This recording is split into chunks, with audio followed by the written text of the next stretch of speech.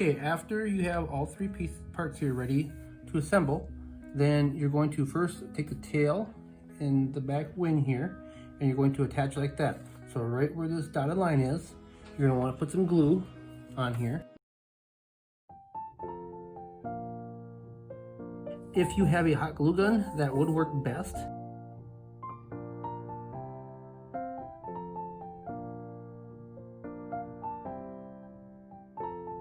Then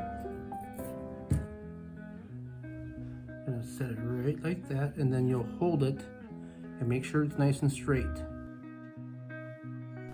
Make sure you hold it for at least 5 minutes.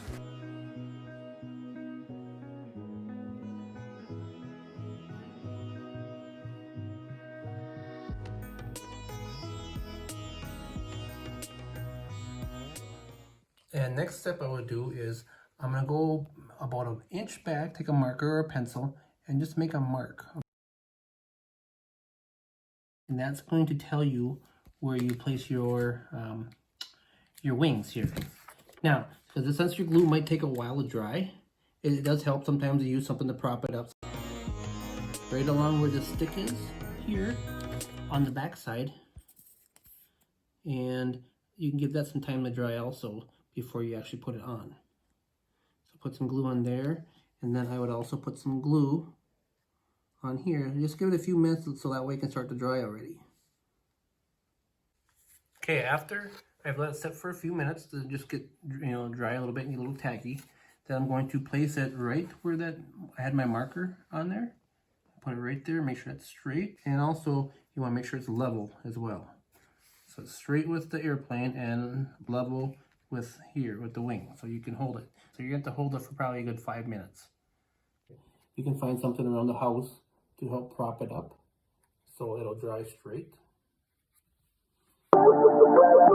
Okay, after your glue has dried, then you're going to put your propeller on. You make sure you put the eye bolt here on the bottom when you put it, and sometimes they do got to push them on a little hard. So you push it on just like that. So it spins this way and the eye bolt's in the bottom. And then your next step is going to be to tie your rubber band. So you got your rubber band here, and so you can put it around the eye bolt here, your rubber band, and then so you can kind of see, okay, it needs to be this long on here. So what we're going to do then is we're going to tie what's called a square knot. So you're going to go like this. You go right over left, make a loop, and then we'll go left over right, make a loop, and then you'll pull it nice and tight. Okay, now this extra rubber band you don't want on there, so you're going to cut that off because that'll just make it heavier and be in the way. Then where the knot goes, that goes in the far back here where your pin is. It's going to hold it. So make sure the knot's in the back where the pin is. And then you put the rubber band back into the eye bolt right there. Now your rubber band will act as your motor. Okay, so now when you're ready to try and go for a flight, okay, you're going to spin your propeller clockwise here. If you spin it backwards, counterclockwise, you'll start to hear a clicking sound because the propeller or the eye bolt will just slip. So you want to click it, spin it about probably a couple hundred times until you get about 2 or 3 rounds of knots or into the rubber band. So when you think you spun it enough times, then probably go another 100. So just keep spinning.